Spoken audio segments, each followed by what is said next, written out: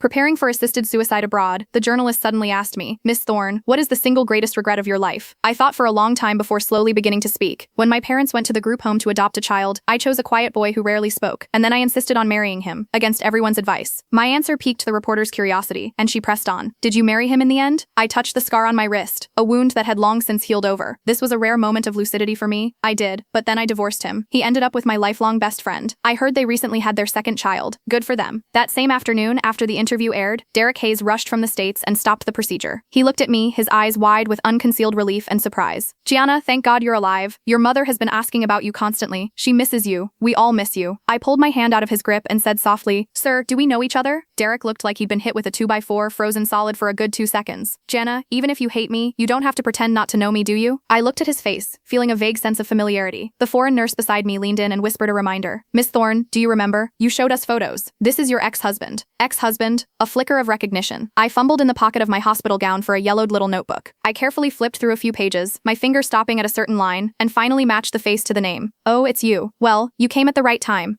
You can arrange for my body. When I die, please make sure I'm buried next to my father." Derek snatched the notebook from my hand and slammed it to the floor. "Gianna, have you lost your mind? How much longer are you going to keep this act up? 5 years ago you faked your death and left, letting everyone live in agony and guilt. Wasn't that enough?" I lowered my head, saying nothing. The tumor in my brain was pressing on my nerves. I had forgotten too many things, and now I didn't even have the energy to argue. Because of Derek's arrival, I didn't die that day. Perhaps it was the desire to die closer to my dad, but I agreed to go back with him. On the flight home, Derek kept talking. "Everyone went crazy looking for you after you disappeared. When they hauled the car out of the ocean, the driver's seat was empty. Everyone thought you were dead. Your mother cried for a solid month, almost losing her eyesight. She's the one who asked me to bring you back. You two need to talk. How can a mother and daughter have such deep-seated resentment?" The chattering gave me a headache, and I cut him off. "Derek, my notes say that the reason our marriage failed was that you cheated on me with my best friend. Is that true?" Screech. The sound of tires grating on the tarmac was jarring. The car swerved violently. Derek pressed his lips together, silent. The topic was dropped, never to be resumed. The car pulled into the driveway, where Willow Sterling was helping my mother, Eleanor, stand at the front door. When she saw me get out, Eleanor let out a cold scoff and turned her head away. My heart ached, but I didn't speak. Though the memories in my brain were disjointed, my body remembered. I instinctively walked across the living room and pushed open the door to my old room. My old writing desk, the baby grand piano, all gone. In their place was a sprawl of Legos and action figures covering the floor. Derek stepped in front of me, trying to block the view inside the room. "Gianna, I'll have this room cleared out for you right away." Before he could finish, a 5-year-old boy suddenly darted out of the corner. He spread his arms wide, blocking the doorway, and glared at me fiercely. "This is my toy room. Don't touch anything. Get out, you bad lady." The boy hurled the metal toy car in his hand directly at me. The hard projectile hit my kneecap, and a sharp, piercing pain shot through me. I gasped, my body swaying, almost stumbling backward. "Leo!" Willow rushed over, covering the boy's mouth, her face a mask of panic. I didn't get angry. I just felt the pain in my knee travel up my nerves and settle in my heart.